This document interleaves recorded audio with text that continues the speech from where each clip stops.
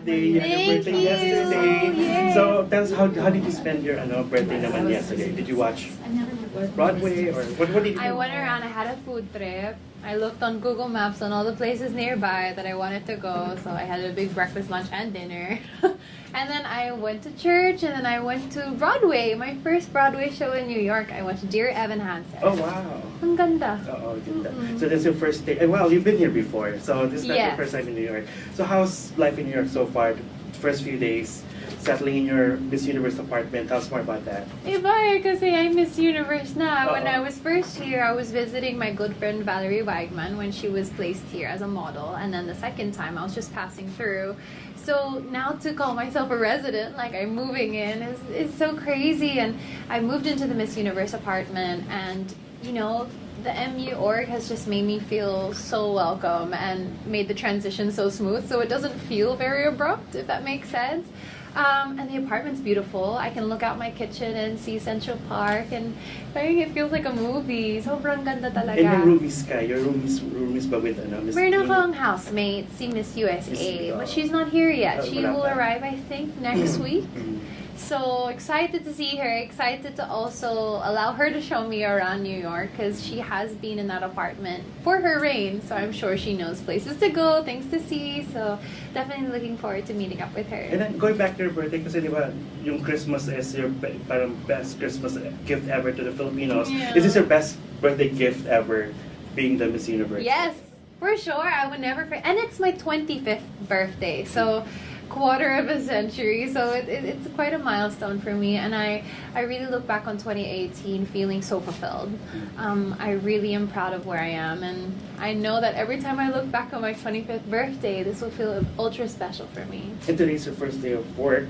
Yes. Officially, you were at Officially Good Miss Morning America. I Universe, saw yes. it. You were with Secrets of America. So how was that experience so far? It's amazing. Very efficient here in New York. Able to get from A to B very fast, and all the interviewers have been very warm. Everyone's been very welcoming, telling me where to visit in New York, and yeah, it's just amazing. It's starting to really sink in now that I am Miss Universe, because over Christmas and New Year I had a very quiet celebration with my parents in the Philippines, so I kind of forgot that I was Miss Universe.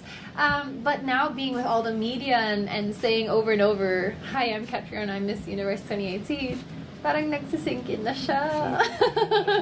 And you used the one of the questions of tinatanong sa'yo palagi is that when you were younger, your mom had this dream, and then now it's a reality. Yes. So was that part of the reason why it motivated ka and you persisted to do Miss Universe even after what happened with, diba, Miss World? Talagang Actually, it didn't stop you from, pursuing Miss Universe. like my mom's dream in itself, like I never really took seriously, because it happened when I was like 13 years old, and when she told me, I was like, okay, mom. But it really did come to play when I was thinking about my evening gown for Miss Universe. I knew that I wanted to wear red, and that was just something very sentimental to me, because I remember her telling me that, and I remember just brushing it off like it was nothing, but coming full circle and being able for her to be there and to watch me walking down the stage in a red dress and then winning Miss Universe. The first time I saw her, well, I want to say evening because it felt like evening, but it wasn't. It was like the morning in Thailand. She was telling me, I dreamed this, honey, I dreamed this. And grabe yung feeling na parang to see it all come full circle. It was just amazing. And syempre, diba, what are your plans when it comes to your advocacies? So for mga children, what are your, anong gagawin mo in terms of your advocacies while Miss Universe? I definitely want to lend my voice to other causes, but always I'll be so passionate about education. I hope that I could lend my voice to different organizations that work with children, especially in impoverished areas, because I do have that experience. I know what the challenges are like, especially in the Philippines. So I will continue working with Young Focus, definitely. And I would love to also continue working on the platform for AIDS and HIV, like I have been in Philippines for Love Yourself Philippines. So those are two causes that are really close to my heart, but definitely as Miss Universe, to give them a wider platform and to also lend my voice to other causes, because there are so many people that could use the help wherever they are in the world, and I hope that I can be a part of that. And I think there was a time na parang, syempre, di ba, not everyone's a believer. Some people were like not believing that you should compete for Miss Universe, but you persisted. Yeah. Talagang you persisted. Why did you persist? Well, actually, in the beginning, I was very hesitant. I had a lot of fears. It takes a lot of courage to put yourself out in the public eye like that because, of course, pageantry in the Philippines, everyone likes to take part. Everyone likes to throw their opinion at you. Everyone likes to put their definition of how far you go or how well you do. And it was just something I wanted to do for myself and for the supporters that have always believed in me. Because ever since there have been people that have said, Kat, please represent the Philippines again, please try again. And it made me pose the question of what if? What if I had joined Binibining Pilipinas? What if I had won Miss Universe Philippines? And I didn't want to live my life with regrets. It is good that you did. And that's why that whole I don't want to live with regret, that's why I joined. And to see even from day one of applications, the support that I received, has made me feel like I've never been alone on this journey. I've always felt like I wasn't just doing it for myself, but for all those people behind me. And going on to Wear Philippines, I felt that Philippines was behind me. And now, as Miss Universe, I know that I have support systems in every country around the world. So that feeling makes me feel incredibly fulfilled in what I'm doing.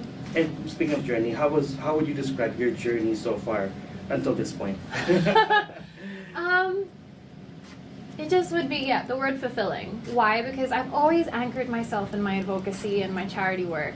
I feel that it humbles me because, pageantry and crowns and titles can feel very glamorous. It can feel very glitzy and, the lights and the makeup and the pretty dresses.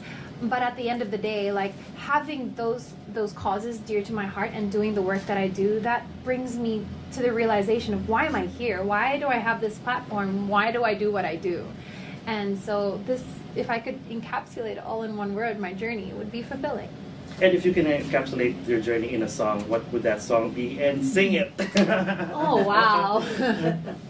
Well, actually going into applications, The Greatest Showman had just come out, and I know that this has become an anthem for so many people, but This Is Me was incredibly poignant for me at that moment because I was scared to join again. I really was. I was scared to foray into that journey, as is, like, whenever anyone pursues a dream, there is that fear, there is that hesitancy of, am I doing the right thing? Should I be here? Is this my time? Is this what I'm supposed to do?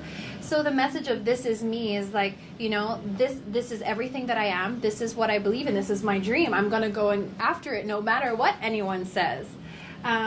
So the chorus, when the sharpest words want to cut me down, I'm gonna send a flood, gonna drown them out. I am brave, I am bruised, I am who I'm meant to be, this is me. So when I was joining, I would listen to that in the car as I was approaching the venue. And just throughout, that was just an anthem for me.